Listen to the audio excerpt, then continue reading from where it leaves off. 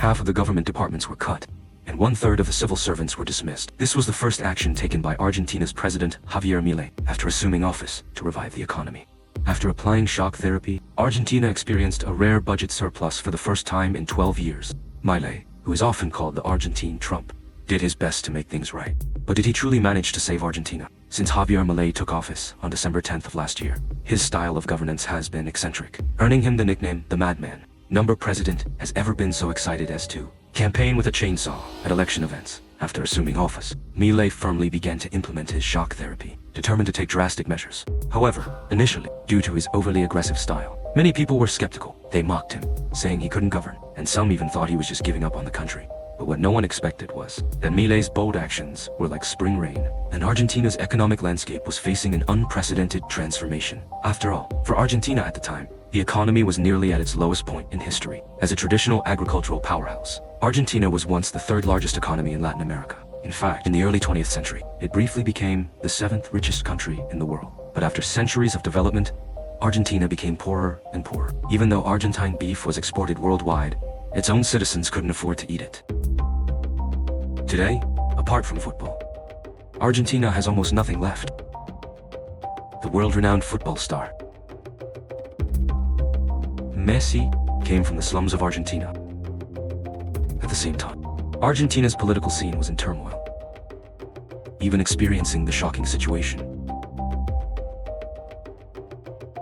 of changing presidents twice in 2 weeks,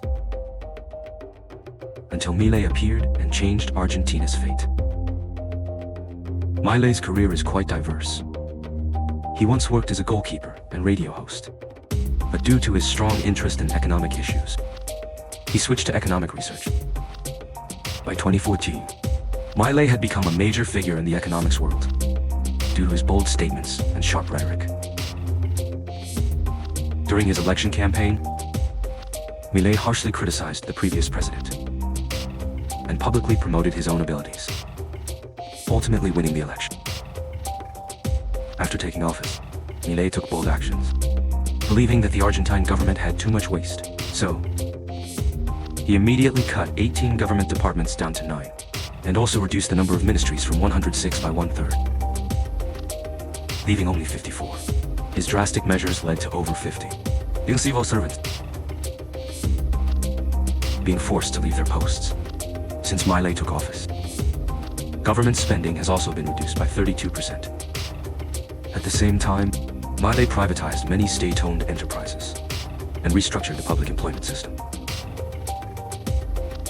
Under Milei's free market economic prescription,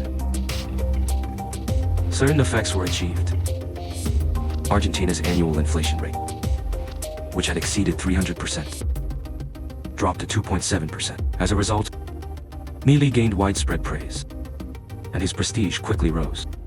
While Milei's policies had immediate effects in the short term,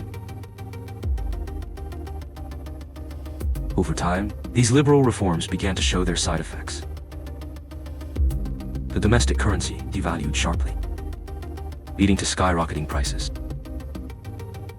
A large number of factories closed down, unemployment increased, and the public fell deeper into economic hardship. The massive cuts to government departments led to systemic problems within the country's institutions, which in turn triggered more social unrest. It seems that Milei's radical reform policies, for a country like Argentina with a fragile economic foundation, have become a double-edged sword.